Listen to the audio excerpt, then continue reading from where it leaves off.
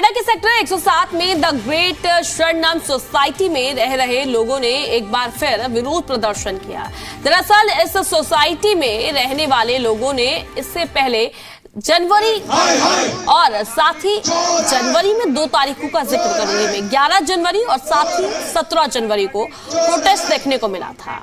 Society में रहने वाले लोगों का कहना है कि मांगों को लेकर कई बार नोएडा अथॉरिटी, प्रशासन और पुलिस से शिकायत भी दर्ज कराई गई, लेकिन समाधान कोई भी नहीं निकला। लोगों का यहां पर कहना है कि नहीं बिल्डर उन्हें फ्लैट्स का मालिकाना हक दे रहा है और ना ही मेंटेनेंस कर रहा है, और साथ ही सोसाइटी के ठीक बाहर एक ग्रीन बेल्ट बना है जिस पर बिल्डर ने कब्जा कर लिया है और वहां दीवारें बना दी है। नोएडा, ग्रेटर नोएडा की कई सोसाइटी से हमेशा एक शिकायत आती है कि बिल्डर और सोसाइटी में रह रहे जो लोग होते हैं उनके बीच एक समन्वय नहीं बनता, फ्लैट सौंपे नहीं जाते हैं, कहीं कंस्ट्रक्शन की प्रॉब्लम होती है, कहीं लिफ्ट खराब हो जाता है। तो कहीं सोसाइटी में रह रहे लोगों की शिकायत होती है कि बिल्डर सोसाइटी का हैंडओवर नहीं दे रहा है। ऐसी ही दिक्कत नोएडा के सेक्टर 107 के ग्रेट शरणम सोसाइटी की भी है। यहाँ पर प्रोटेस्ट हुआ है, ये तीसरा प्रोटेस्ट है जो आज यहाँ लोग कर रहे हैं, शांतिपूर्ण प्रोटेस्ट। इससे पहले 11 जनवरी, 16 जनवरी को भी 17 जनवरी को 2 प्रोटेस्ट हुए थे। आज गणतंत्र दिवस का मौका है, एक और जहाँ देश में लोग गणतंत्र दिवस मना रहे हैं, यहाँ लोग अपनी परेशानियाँ लिए खड़े हैं। इनके हाथ में आप पोस्टर देख पा रहे होंगे, साफ तौर पर जिस पर लिखा हुआ है नोएडा अथॉरिटी, बिल्डर की मिलीभगत, फ्लैट खरीदारों की बर्बादी, घटिया निर्माण, खतरे में जान, we paid for quality not for calamity. ये तस्वीर सिर्फ नोएडा की नहीं है, ग्रेटर नोएडा की भी कई सोसाइटियों में ऐसी तस्वीरें आती रही हैं लगातार, और अब यहाँ आवाज़ उठने लगी है। इससे पहले भी कई सोसाइटीज़ में लोगों की जान तक गई है। हम यहाँ स्थानीय लोगों से बात करेंगे और जानने की कोशिश भी करेंगे कि आखिर प्रोटेस्ट की वजह क्या है। ये पहला प्रोटेस्ट नहीं है, आपका भी, और सिर्फ इस सोसाइटी का नहीं। हमने नोएडा, ग्रेटर नोएडा में कई सोसाइटीज़ में लोगों को परेशान देखा है, कभी बिजली के लिए, पानी के लिए, लिफ्ट के लिए, तो कभी जो बेसिक चीज़ें होती हैं जो लोग घर खरीदते वक्त चाहते हैं वो नहीं मिलती। आप एकदम सही कह रही हैं। मैं कमांडर गुप्ता हूँ, सेवानिवृत्त हूँ, रिटायर्ड हूँ। यहाँ मैंने एक फ्लैट ख़रीदा था 2010 में, सोचा था यहाँ पे रिटायरमेंट के बाद शांति से रहेंगे। अब आप ये देखिए, इतना घटिया वो है निर्माण, और कम से कम 50 बार नोएडा अथॉरिटी से मिल लिए हैं, पीसफुल मार्च कर चुके हैं, पीसफुल प्रेजेंटेशन दे चुके हैं, कोई नहीं सुनता। हम जो 4 वो मांगते हैं, एक तो ये हैंडओवर नहीं कर रहा है। पिछले 4 AOA चेंज हो गई हैं और 2016 से इसने हैंडओवर नहीं किया है हमें। यानी 2016 में सारे पैसे दे दिए थे, लेकिन अब तक फ्लैट आपके नाम नहीं है। यूपी अपार्टमेंट एक्ट के हिसाब से जब 33% लोग आ जाते हैं, 2016, 17, 18 में 33% आ गए थे, तब इसको AOA को हैंडओवर कर देना चाहिए था।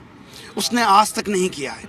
इसकी शिकायत मैडम हमने नोएडा अथॉरिटी में कम से कम 40 बार हम लोग गए होंगे, अलग अलग बार। मतलब 40 बार तो मैं गया हूँगा, जबकि मैं पिछले 1 वर्ष से हूँ। उससे पहले के जो AOA वाले थे वो भी बेचारे लगातार जाते थे। इसके अलावा हम लोग कमिश्नर मैडम के पास गए, ACP के पास गए, DM मैडम के पास गए, तो शायद कोई दरवाज़ा ऐसा नहीं होगा जो हमने छोड़ा हो जाने के लिए। इवन हम चीफ सेक्रेटरी लखनऊ से भी मिल करके आए, लेकिन हर बार सिर्फ आश्वासन मिलते हैं, कोई कार्रवाई किसी तरह की नहीं होती। इवन नोएडा अथॉरिटी के लोग, अब स्थिति ये हो गई है कि हम नोएडा अथॉरिटी जाते हैं तो ऑफिस छोड़ करके निकल जाते हैं, और 2-2 घंटे हम बैठे रहते हैं, कोई अपने ऑफिस के अंदर आता नहीं है कि ये लोग फिर डिमांड करेंगे, फिर बातें करेंगे। 5000 लोग यहाँ पे हैं, 1440 फ्लैट हमको हैंडओवर हो चुके। और बड़ी अजीब सी बात है, जिन टावरों में हम लोग रह रहे हैं उसी टावर के नीचे के लोड बियरिंग कॉलम्स बिल्डर ने छील दिए। क्या इसकी वजह क्या बताएं? इसकी वजह जब हमने पूछी तो हमको पता लगा कि ऑडिट करवाया है, और ऑडिट में जो स्ट्रक्चर का ऑडिट होता है उसमें लैब में वो सैंपल फेल हो गए हैं कंक्रीट के। इन्होंने उन कॉलम्स के तोड़ के दोबारा से स्टील बांधा और नीचे नींव तक खोदी गई है। हमारे पास फोटोग्राफ भी हैं, उनके रीबारिंग करी है, कॉन्क्रीटिंग की गई, उसको जैकेटिंग बोलते हैं। जो हमने बोला भाई तुम इसको हमको कम से कम बताते तो सही, जो ऊपर लोग रह रहे हैं तो उनकी जान को खतरा है, लेकिन नहीं। इस तरह की जो ये दीवारें हैं वो भी बना ली गई हैं। यानी सोसाइटी वालों का कहना है कि ग्रीन बेल्ट पर कब्जा किया है। एक बार देखते हैं। देखिए, ये जो नाला है तस्वीरों के ज़रिए आप देखते हुए चलिए। अगर रवि आपको नीचे थोड़ा दिखा पाए तो वो नाला है और इसको पूरा यहाँ पर कवर कर लिया गया। ये देखिए, यहाँ पर आपको नाले की ये जो तस्वीर है ये साफ तौर पर देखने को मिलेगी। यानी ये जो नाला है इस पर दीवार बना के ये पूरी ग्रीन बेल्ट है, ये जो पूरी ग्रीन बेल्ट है और उसको सेक्टर ग्रीन बेल्ट है, पूरा सेक्टर है ऐसे। कवर यहाँ पर किया गया है। अभी आगे क्या करने वाले हैं आप लोग? ये प्रोटेस्ट अभी और कितने दिन चलने वाला है? देखिए, प्रोटेस्ट जो है अभी हम लोगों ने शुरुआत की है, दूसरी बार कर रहे हैं। अगर अब नहीं हुआ तो हम लोग रोड पे फिर चक्का जाम करना पड़ेगा, और कोई उपाय नहीं है हमारे पास में, क्योंकि पिछले 6 साल से अथॉरिटी के पास जा के हम लोग थक चुके हैं। 100 से ऊपर लेटर जा चुके हैं। पिछले अभी 1 साल के अंदर में ही कम से कम कुछ नहीं तो 25 से 40 लेटर गए हैं, 25 से 30 लेटर्स। तो ये हम लोग अब जितने भी प्रशासन के पास जाना था सब कुछ हो चुका है। अब कुछ हो हमारे पास में ऑप्शन बचे नहीं है धरना देने के सिवाय।